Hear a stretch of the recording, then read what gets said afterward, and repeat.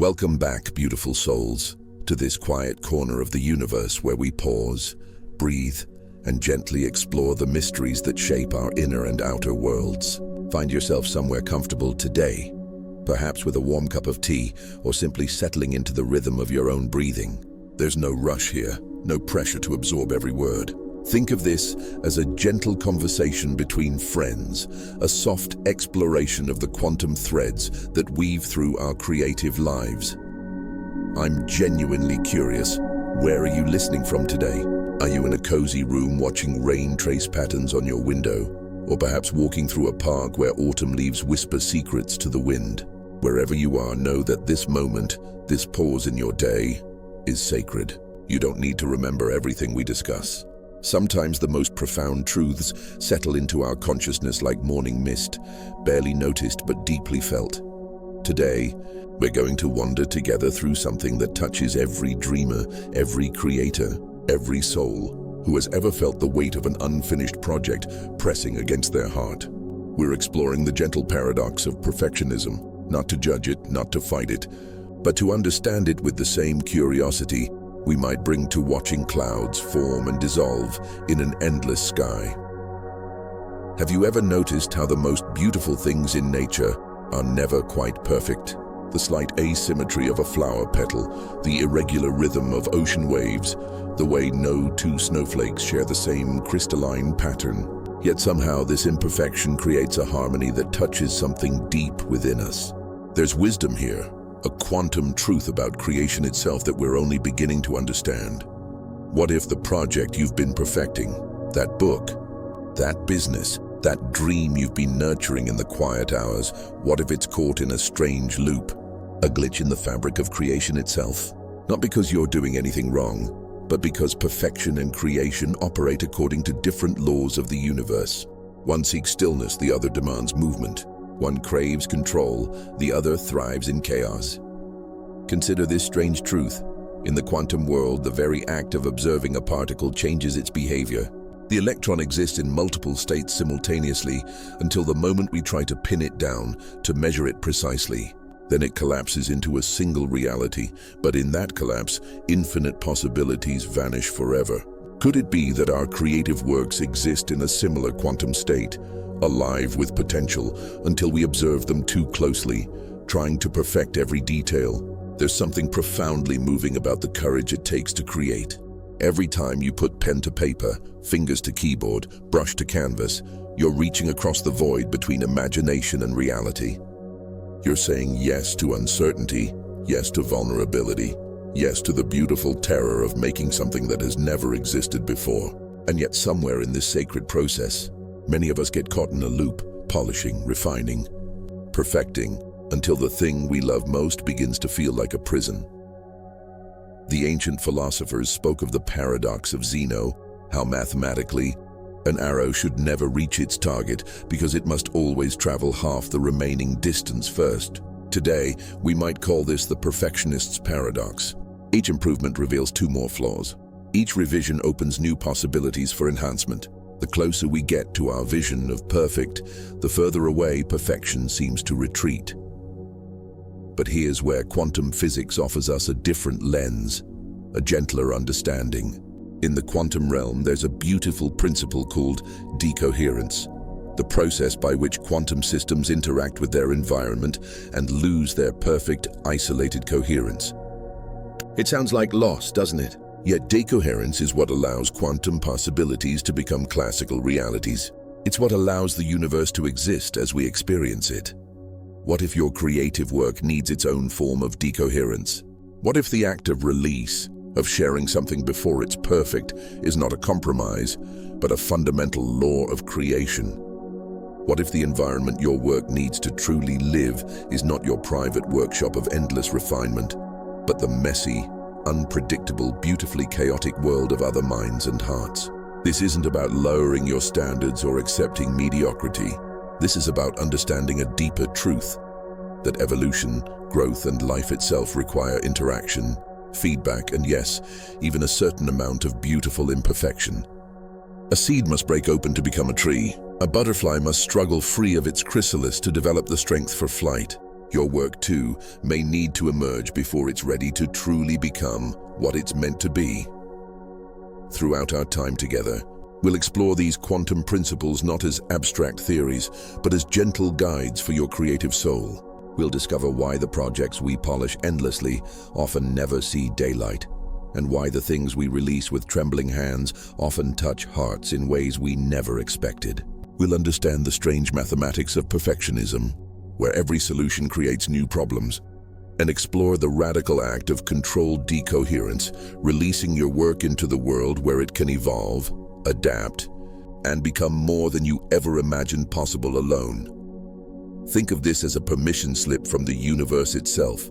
Permission to be beautifully, courageously imperfect. Permission to trust in the wisdom of iteration rather than the illusion of initial perfection. Permission to let your work breathe, grow, and find its own path in the world. So settle in, dear friend. Breathe deeply, let your shoulders relax and your mind soften. We're about to explore one of the most profound paradoxes of the creative life, but we'll do it gently. With wonder rather than judgment, with curiosity rather than criticism. Next, we will uncover why every last tweak creates two more problems, and how the closer you get to perfect, the further away you actually become. Why does every last tweak create two more? What if the closer you get to perfect, the further away you actually become? There's something almost hypnotic about the process of refinement. You open your manuscript, your design file, your business plan, whatever creation has captured your heart, and you see it there, waiting. Just one small adjustment, you tell yourself. Just a tiny improvement to make it shine a little brighter. Your fingers move across the keyboard, your hand guides the mouse, and then something strange happens. Where there was one small imperfection, you now see two. Where there was clarity, you find confusion. The very act of improvement has somehow made things worse. This isn't failure. This isn't lack of skill or vision. This is mathematics. Cold, precise, and utterly unforgiving mathematics, masquerading as creative intuition. Welcome to the fractal nature of perfectionism, where every level of detail reveals infinite complexity beneath. Mathematicians have long understood that certain equations, when iterated, create patterns of endless elaboration. The Mandelbrot set, for instance, reveals infinite detail at every level of zoom. No matter how closely you examine its boundaries, more complexity emerges. Your creative work operates under similar principles. Each time you zoom in to perfect a detail, new imperfections crystallize into existence. Consider the writer who decides to polish one paragraph. They change a word, then notice the sentence rhythm feels off. They adjust the rhythm, then realize the tone has shifted. They correct the tone, but now the paragraph doesn't flow with the surrounding text. They modify the transitions, which changes the pacing of the entire chapter. What began as a 5-minute touch-up becomes a 3-hour reconstruction project, and somehow the paragraph feels less alive than when they started. This isn't coincidence. This is the conservation of creative energy manifesting in real time. In physics, energy cannot be created or destroyed, only transformed. The same principle governs your creative work.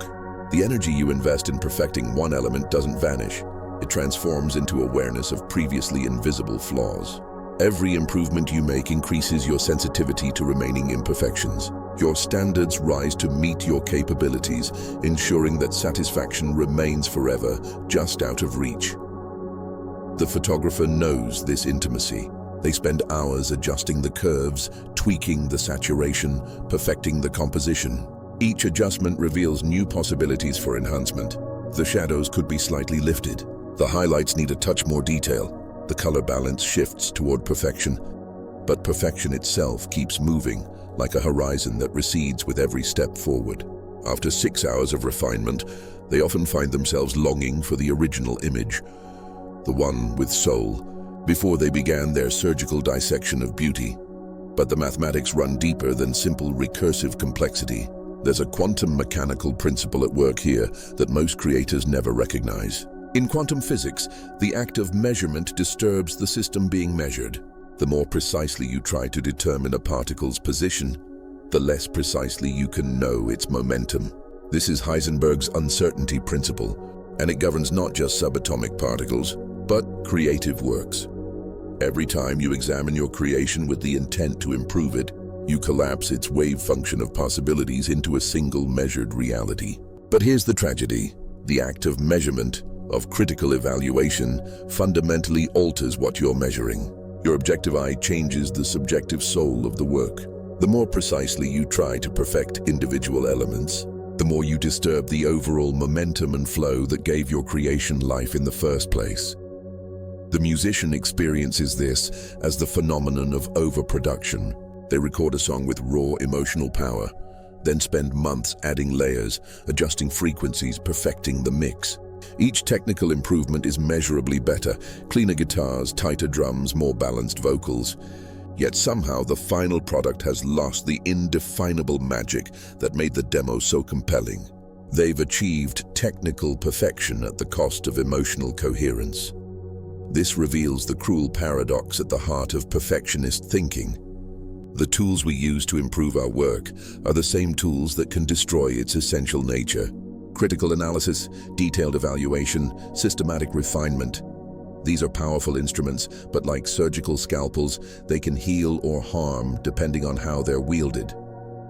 Use them too aggressively, and you'll dissect the life out of your creation. There's also a temporal dimension to this paradox that creates its own mathematical complications. Your creative work exists in time, but perfectionism tries to stop time, to create a frozen moment of ideal completion. This creates a fundamental conflict with the nature of creation itself, which is always moving, always evolving, always becoming something new. When you created the first draft, first sketch, first prototype, you were a different person, with different knowledge and different capabilities. The person who returns to perfect that work weeks or months later brings new awareness, but has lost the original creative state that gave birth to the work. You can improve the technical aspects, but you cannot recreate the lightning that struck when the idea first came alive. This is why many artists speak of their best work as channeled rather than constructed. It arrived whole, seemingly from nowhere, requiring minimal conscious interference. The more they try to improve these gifts through deliberate effort, the more they dim their luminosity. It's like trying to enhance a sunset by adjusting the sun's position. The very attempt disrupts the delicate conditions that created the beauty. In the first place, the fractal mathematics of perfectionism also explain why deadline-driven work often feels more alive than leisurely refined pieces. Constraints force closure before infinite regression can begin. The journalist with 30 minutes until deadline doesn't have time to second-guess every word choice. The painter working on commission must finish by the exhibition date. These external pressures provide escape routes from the labyrinth of endless improvement. But perhaps the most insidious aspect of infinite polishing is how it trains your nervous system to associate creativity with anxiety rather than joy.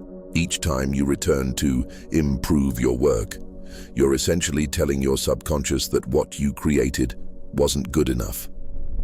You're conditioning yourself to expect disappointment when you create, to brace for the inevitable discovery of flaws that will need fixing. This creates a Pavlovian response where the very act of creation becomes associated with the stress of perfection rather than the pleasure of expression. Over time, your creative spirit learns to protect itself by simply not engaging. Why start something new when you know it will only lead to endless, frustrating refinement? Better to remain in the safety of planning, researching, preparing, anything but the vulnerable act of creation itself. The neuroscience supports this understanding. When you create, your brain operates in a state of relaxed focus, allowing unexpected connections to emerge. But when you edit and refine, you activate the prefrontal cortex, the critical analytical part of your mind. These two states are neurologically incompatible. You cannot simultaneously create and perfect. Every moment spent in perfection mode is a moment stolen from the creative flow that gives your work its essential vitality. Understanding this paradox is the first step toward freedom. The infinite complexity revealed by close examination is not a bug in your creative process. It's a feature. It's evidence that you've created something rich enough to sustain deep exploration. But exploration and improvement are different activities requiring different approaches and different stopping points. The craftsperson understands this intuitively. They know that a piece is finished not when it's perfect, but when it has achieved its purpose. A chair doesn't need to be the most beautiful chair ever made. It needs to hold the weight of the person who sits in it. A song doesn't need to be technically flawless. It needs to move the heart of the listener. A business plan doesn't need to account for every possible scenario. It needs to provide clear enough direction to take the first meaningful step. Next, we will explore who gets to decide when enough is enough, and why you can never trust your own sense of readiness to determine when the race should begin. If you can never trust your own sense of readiness, who or what is really in charge of your launch button? Now that you see the mirage of endless polishing, who decides when the race begins? There's a moment every creator knows intimately. That precise instant when you hover over the publish button, the send email, the submit application, and something inside you whispers, "Not yet." Your finger freezes, your breath catches. Every rational part of your mind knows the work is ready, but somewhere deeper, a voice insists you need just one more day, one more revision, one more safety net before you release your creation into the wild uncertainty of the world. But here's the question that should terrify you. If that voice has been wrong every single time you've listened to it in the past, why do you keep consulting it as your ultimate authority on readiness? The mathematics of readiness operate on principles that would make quantum physicists weep with recognition. Your sense of preparedness exists in a state of perpetual uncertainty, oscillating between almost ready and definitely not ready without ever achieving the stable state of ready now. This isn't psychological weakness. This is the fundamental architecture of consciousness confronting the impossible task of self-evaluation. Consider the logical impossibility of your situation. You're asking the very mind that created the work to objectively evaluate whether that work is complete. This is like asking a painter to judge their own painting while they're still holding the brush, or requesting a poet to evaluate their verse while the words are still flowing from their heart onto the page. The creator and the critic cannot occupy the same consciousness simultaneously without creating a feedback loop that distorts all perception. The neuroscience reveals the deeper truth. When you evaluate your own work for readiness, two competing neural networks activate simultaneously. The default mode network, responsible for self-referential thinking, floods your awareness with concerns about how others might judge your creation, how it reflects on your competence, how it measures against your idealized vision. Meanwhile, the task-positive network tries to assess the work objectively, but it's constantly interrupted by the emotional noise generated by the default mode network. This creates what cognitive scientists call metacognitive noise. Your thinking about your thinking interferes with your ability to think clearly. The more important the decision feels, the more noise is generated. The more noise, the less reliable your judgment becomes. Yet the less reliable your judgment feels, the more you delay the decision, hoping that time will somehow clarify what consciousness has made fundamentally unclear. But the temporal dimension reveals an even more disturbing truth. Your sense of readiness isn't just unreliable, it's systematically biased against action. Evolution wired your brain for survival, not creation. The neural pathways that kept your ancestors alive on the savannah are the same ones that evaluate whether your business plan is ready for investors, whether your novel is ready for readers, whether your art is ready for exhibition.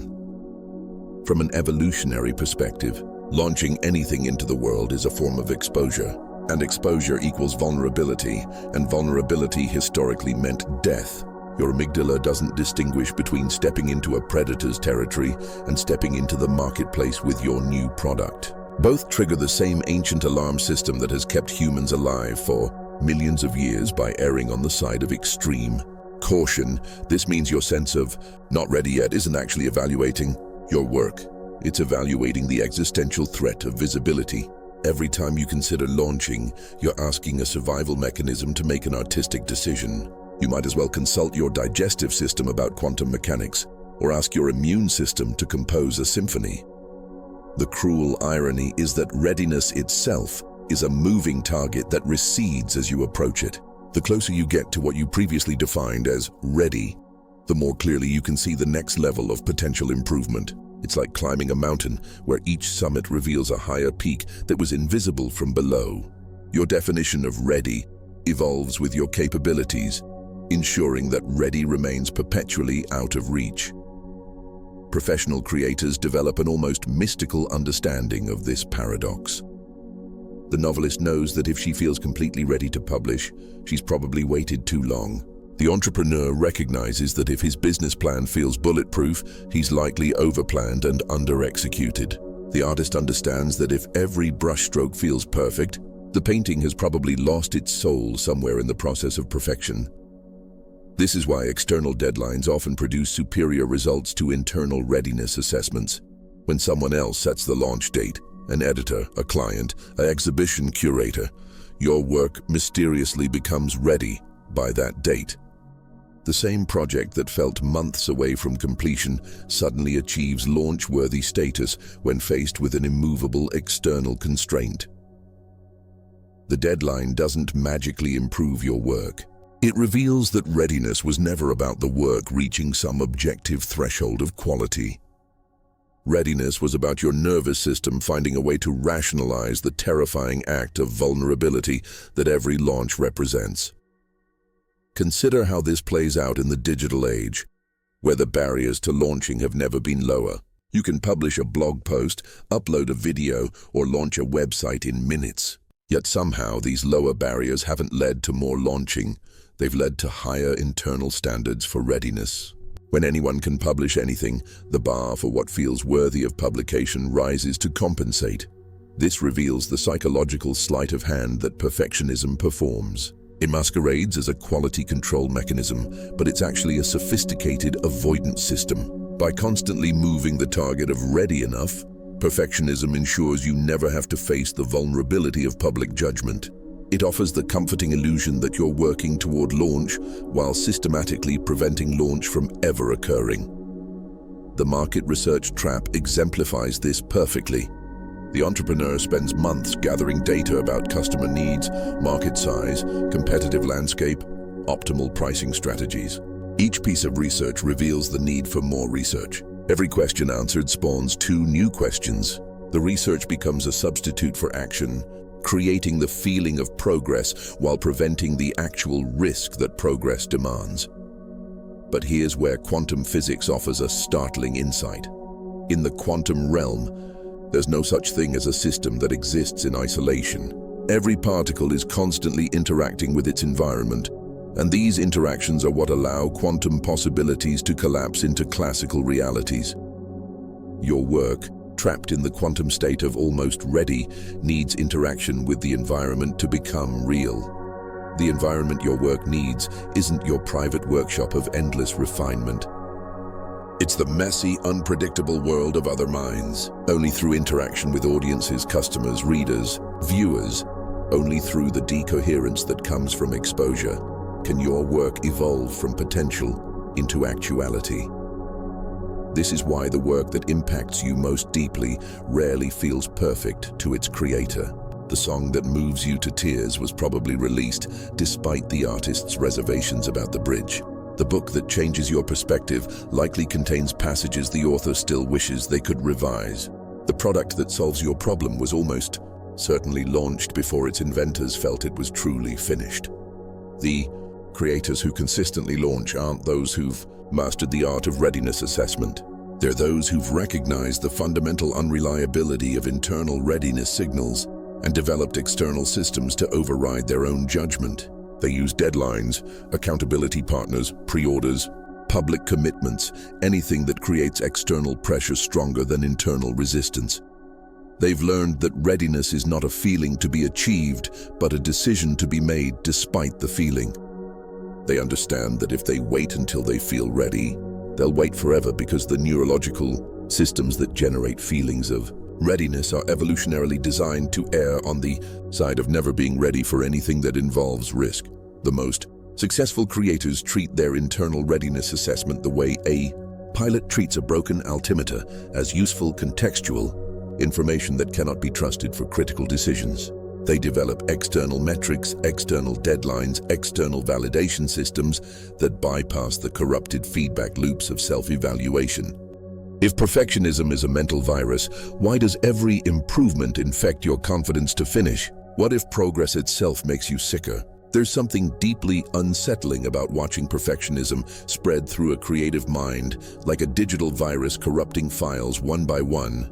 What begins as a legitimate desire to improve a single paragraph, a lone design element, or one business process systematically infects every aspect of the project until nothing feels safe from the need for enhancement. But unlike biological viruses, this infection doesn't weaken your capabilities. It strengthens them while simultaneously destroying your ability to use them. The viral metaphor isn't mere poetry. Perfectionism operates according to the same mathematical principles that govern infectious diseases. Each improvement you make doesn't exist in isolation. It creates exposure points where the perfectionist mindset can spread to previously unaffected areas of your work. Fix one chapter, and suddenly the rest of the manuscript feels shabby by comparison. Polish one section of your website, and the entire design seems amateurish. Perfect one aspect of your business model, and every other component appears fatally flawed. This is the reproduction cycle of the perfectionist virus. It doesn't destroy your work. It replicates its own patterns of dissatisfaction throughout your creation. Each improvement becomes a new strain of the virus, more sophisticated than the last, better adapted to your specific psychological vulnerabilities, more resistant to the simple remedies that might have worked earlier in the infection. The epidemiology reveals the terrifying truth. Perfectionism spreads faster than progress. While you're making one thing better, the virus is identifying 10 other things that now need fixing. The rate of improvement is linear, but the rate of viral replication is exponential. No matter how quickly you work, no matter how skilled you become, the virus will always outpace your ability to satisfy its demands. Consider the designer who decides to update their portfolio. They begin with good intentions, refresh a few older pieces, add some recent work, maybe clean up the navigation. But the first improvement triggers a cascade of viral transmission. The new work makes the older pieces look dated, so they need updating too. The refreshed design reveals inadequacies in the copy. The improved copy exposes weaknesses in the project descriptions. The enhanced descriptions highlight gaps in the portfolio's range. What was supposed to be a 2-day refresh becomes a 2-month reconstruction project. But here's the truly insidious part. The designer's skills actually improve during those 2 months. They learn new techniques, develop better aesthetic judgment, gain clearer insight into their own work. By objective measures, they're becoming a better designer. Yet their confidence in their ability to complete projects plummets. This reveals the central paradox of the perfectionist virus. It feeds on competence. The more skilled you become, the more virulent the infection grows. Your increased capabilities don't provide immunity. They provide the virus with more sophisticated tools for self-replication. You begin to see flaws that were invisible when you were less skilled. Your heightened standards reveal inadequacies that your previous self would never have noticed. The virus has evolved a particularly clever defense mechanism. It disguises itself as professional growth. Every outbreak feels like progress. Every spread of the infection masquerades as increased quality consciousness. The virus convinces you that this growing dissatisfaction with your work is evidence of your evolving sophistication rather than symptoms of a pathological inability to achieve closure. But the neurochemical reality tells a different story. Each time you identify a flaw in your work, your brain releases a small hit of dopamine, the same neurotransmitter involved in addiction cycles. You experience a brief satisfaction from spotting the imperfection, followed by the motivation to fix it.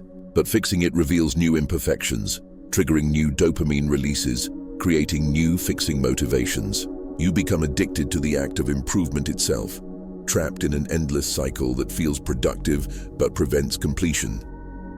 The virus also demonstrates remarkable adaptability.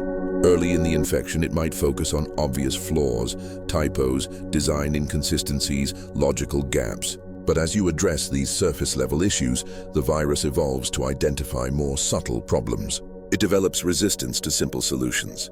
What once could be fixed with a quick edit now requires structural overhauls. What once seemed like minor adjustments now demand fundamental reconceptualizing.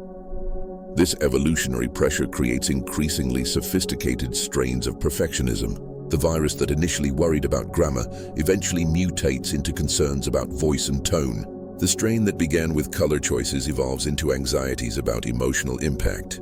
The variant that started with business model details transforms into existential questions about market, positioning, and brand identity. The social transmission vectors make the virus particularly dangerous in our hyper-connected age. Every piece of work you see online, every competitor's product, every expert's advice becomes a potential exposure event.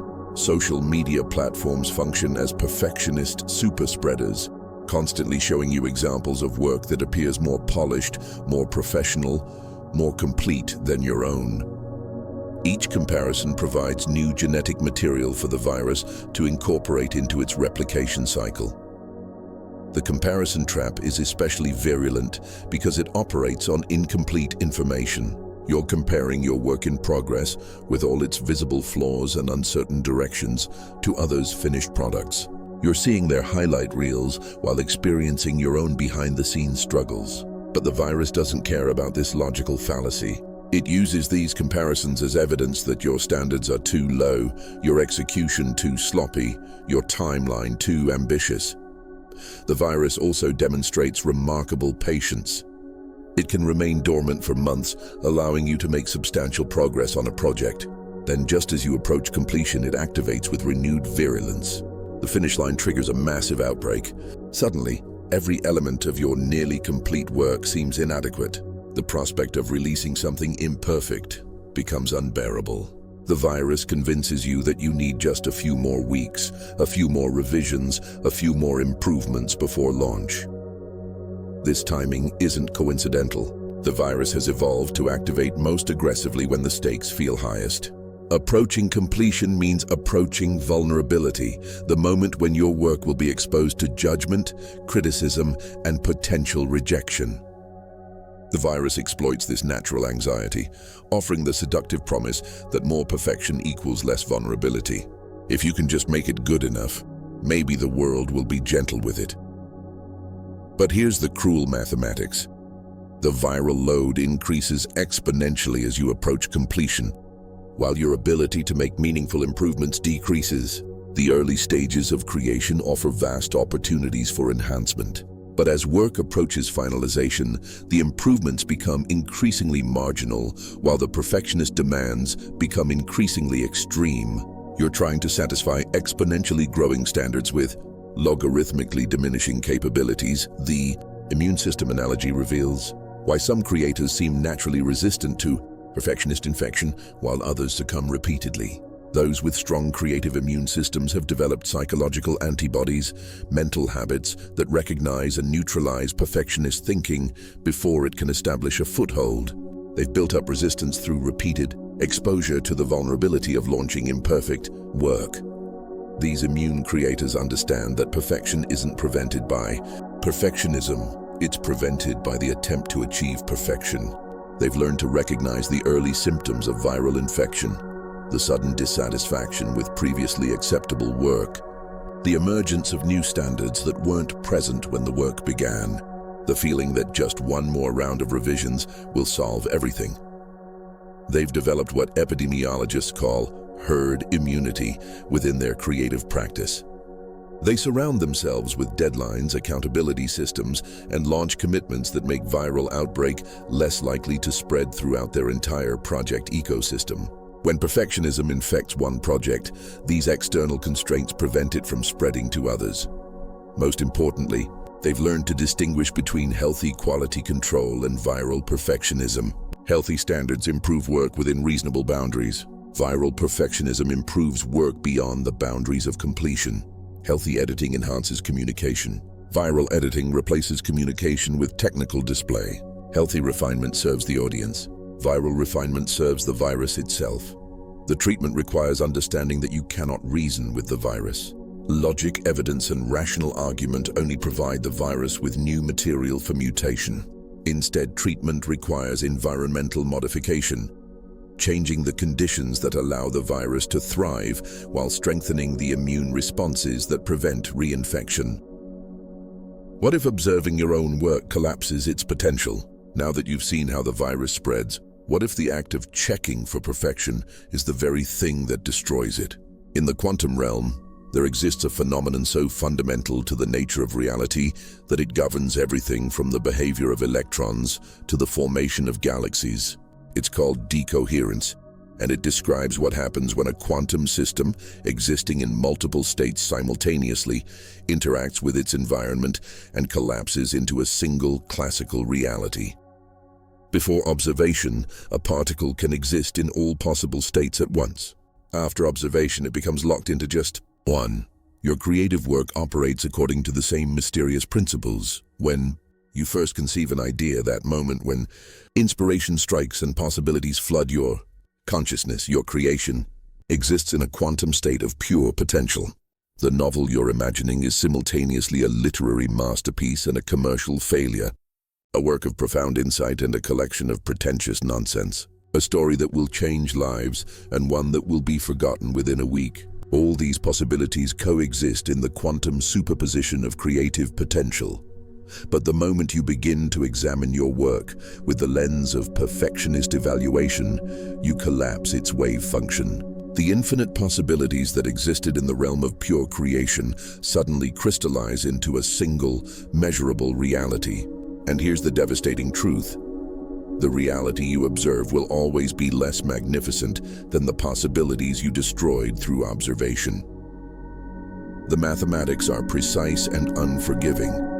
In quantum mechanics, the act of measurement disturbs the system being measured. The more precisely you try to determine one aspect of a quantum particle, say its position, the less precisely you can know another aspect, like its momentum. This is Heisenberg's uncertainty principle, and it creates a fundamental limit on what can be known about any quantum system. Your creative work exists under the same constraints. The more precisely you try to measure its quality, its market potential, its artistic merit, its technical execution, the more you disturb its essential creative momentum. The act of critical evaluation doesn't just assess your work. It fundamentally alters it at the quantum level where creativity actually occurs. Consider what happens when you write in a state of flow. Your fingers move across the keyboard without conscious direction. Words appear on the screen that you didn't know you knew. Ideas connect in ways that surprise you. The work writes itself through you rather than being constructed by you. In this state, your creation exists in quantum superposition. Every sentence contains infinite possibilities for what might come next. Every paragraph holds the potential to evolve in unexpected directions. But then, you stop to read what you've written. You shift from creation mode to evaluation mode. Suddenly, the flowing possibilities collapse into fixed text that can be judged as good or bad, right or wrong, worthy or inadequate. The quantum creative state has been observed, measured, and therefore destroyed. What remains is classical text, solid, real, and infinitely more limited than what existed in the realm of pure potential. The tragedy deepens when you understand that the observer effect in creativity isn't neutral. You're not a dispassionate scientist measuring a distant particle. You're simultaneously the creator, the creation, and the observer. This creates a quantum entanglement between your identity and your work that makes objective observation impossible. When you judge your work, you're judging yourself. When you find the work lacking, you experience that lack as a personal inadequacy. This entanglement explains why perfectionist evaluation feels so emotionally charged. You're not simply assessing technical quality, you're collapsing the quantum state of your own creative identity. Each flaw you identify in your work becomes evidence of your limitations as a creator. Each imperfection reflects back to you as proof that you're not yet the artist, writer, or entrepreneur you aspire to become. The neuroscience reveals the deeper mechanism. When you create, your brain enters a state of synchronized neural oscillations called the flow state. Different brain regions harmonize their electrical activity, creating the conditions for unexpected connections and creative insights to emerge. But when you shift to critical evaluation, this synchronization breaks down. The analytical prefrontal cortex begins to dominate, disrupting the delicate neural conditions that allow creativity to flourish. This is quantum decoherence in action at the biological level. The coherent quantum state of creative consciousness interacts with the classical environment of critical thinking and loses its quantum properties. The synchronized brain state that allows for creative possibility collapses into the desynchronized state, optimized for analytical judgment. But here's where the quantum analogy reveals its most profound insight. Decoherence isn't necessarily destructive. In the physical world, quantum decoherence is what allows quantum possibilities to become classical realities. It's how the universe transforms from a realm of infinite potential into the solid, measurable world we experience. Without decoherence, nothing would ever become real. The key is understanding that decoherence needs to happen at the right time and in the right environment. In quantum physics, systems maintain their coherence longest when they're isolated from environmental disturbance. The moment they interact with their surroundings, decoherence begins. Your creative work needs a similar protection during its quantum phase. A creative environment isolated from the disturbances of premature evaluation. This is why the most prolific creators develop rituals that protect their work's quantum state during the initial creative process. They write first drafts without editing. They sketch without judging. They brainstorm without filtering. They understand intuitively that the creative phase and the editorial phase operate according to different physical laws and cannot coexist without mutual destruction. The timing of decoherence determines whether it serves creation or destroys it. Allow decoherence to occur too early through premature self-criticism or perfectionist editing, and you collapse possibilities before they've had time to fully develop. But prevent decoherence entirely by never subjecting your work to outside interaction, and your creation remains trapped in quantum potential, never becoming real enough to impact the world. The ideal creative process mimics quantum systems in nature. First, create conditions for quantum coherence, eliminate distractions, suspend judgment, allow possibilities to multiply and interconnect without interference.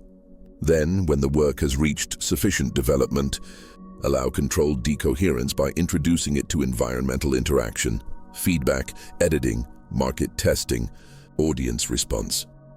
This controlled decoherence is radically different from the chaotic collapse that occurs during perfectionist observation.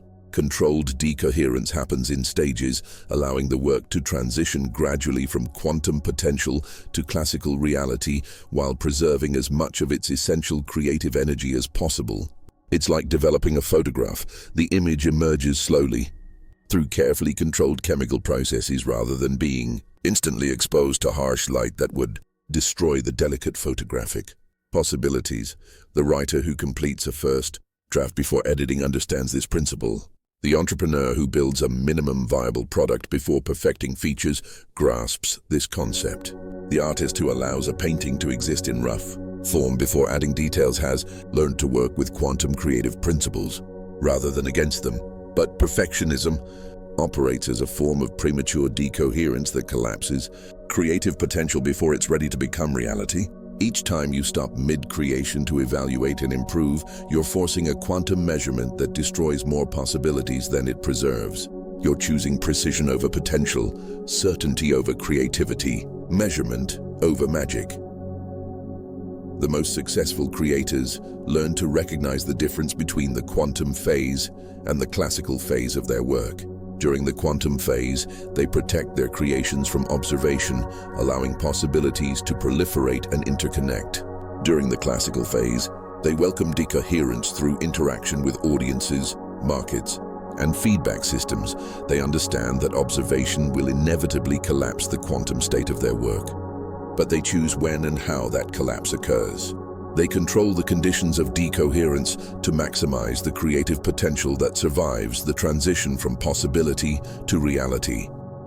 This is the secret of quantum-controlled decoherence. Ship, then refine.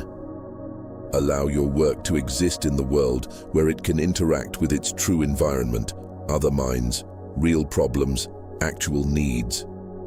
Let that interaction cause the natural decoherence that transforms potential into actuality. Then refine based on how your work performs in reality rather than how it measures against your imagination. The perfectionist tries to collapse all possibilities into an ideal reality before release. The quantum creator releases possibility itself, allowing reality to emerge through interaction with the world. One approach destroys potential through premature observation. The other transforms potential into impact through strategic decoherence. The choice is always yours. Will you be the observer who collapses possibilities through premature measurement, or the creator who masters the timing of decoherence to birth new realities into the world? Here we are, at the edge of everything you thought you knew about creation, perfection, and the courage to release your work into the world. We've journeyed through the mathematics of infinite polishing, witnessed the illusion of readiness dissolve under scrutiny, watched perfectionism spread like a virus through creative consciousness, and discovered that the very act of observing your work destroys the quantum possibilities that give it life. But knowledge without action is just another form of sophisticated procrastination. Understanding the physics of creativity means nothing if you continue to violate those physics in your daily practice. The question that matters now isn't whether you comprehend these principles, it's whether you'll have the courage to live by them. Because here's what we haven't discussed directly. Everything we've explored points to a single, terrifying, liberating truth. The project you've been perfecting, the one that's been sitting on your computer for months or years, gathering digital dust while you wait for the perfect moment of absolute readiness, that project is already dead. Not because it lacks quality, but because you've observed it to death. You've collapsed its quantum potential through endless measurement. You've infected it with the perfectionist virus until no healthy tissue remains. You've evaluated it so thoroughly that you've destroyed its capacity to surprise, delight, or transform. The work that could have changed someone's life remains trapped in the quantum purgatory of your private workshop, neither fully alive nor definitively dead, existing in the liminal space of eternal, almost ready. But death isn't permanent in the quantum realm. Quantum states can be restored. Decoherence can be reversed. The virus can be quarantined. Your work can be resurrected, but only through the radical act of release. This is your moment of quantum choice. Right now, as you listen to these words, your next creative decision exists in superposition. You can choose to return to the familiar cycle of improvement, evaluation, and delay, collapsing back into the classical reality of perfectionist paralysis. Or you can choose the quantum leap of controlled decoherence. You can ship, then refine. Understand what this choice really means. When you release imperfect work into the world, you're not settling for mediocrity. You're participating in the fundamental creative process of the universe itself. Every star, every planet, every living organism emerged through this same process: birth, interaction, evolution. Nothing in the universe achieves perfection through isolation. Everything that matters develops through engagement with its environment. Your work needs the same environmental interaction to reach its true potential. It needs to collide with other minds, to solve real problems, to fail in unexpected ways, and succeed in directions you never anticipated. It needs to decohere from the quantum state of pure possibility into the classical state of measurable impact. The entrepreneurs who change industries don't wait until their products are perfect. They ship minimum viable versions and let market interaction drive evolution. The artists who move cultures don't wait until their work is flawless. They release authentic expressions and let audience response shape their development. The writers who shift paradigms don't wait until their books are technically perfect. They publish their ideas and let readers' engagement reveal new possibilities. They understand that perfection isn't a destination, it's a process. And the process doesn't happen in isolation. It happens in the messy, unpredictable, gloriously chaotic interaction between creation and world. This moment right now is your launch window. Not tomorrow, not next week, not when you've addressed that one final concern that just occurred to you. The quantum laws we've explored operate in present tense reality. The longer you wait, the more collapsed your work becomes, the more infected with perfectionist virus, the more observed to death through endless internal evaluation. But here's the beautiful truth. The moment you commit to release, before you feel ready, before it's perfect, before you've solved every possible problem, your work begins to regenerate. The quantum potential starts flowing again. The virus loses its host environment. The infinite possibilities begin to resurrect themselves. You don't need permission to launch imperfect work. The universe gives you that permission through the very physics of creation. You don't need to overcome your fear of judgment. You need to recognize that judgment will happen regardless, and the only question is whether it happens to living work that can evolve or dead work that can only decompose.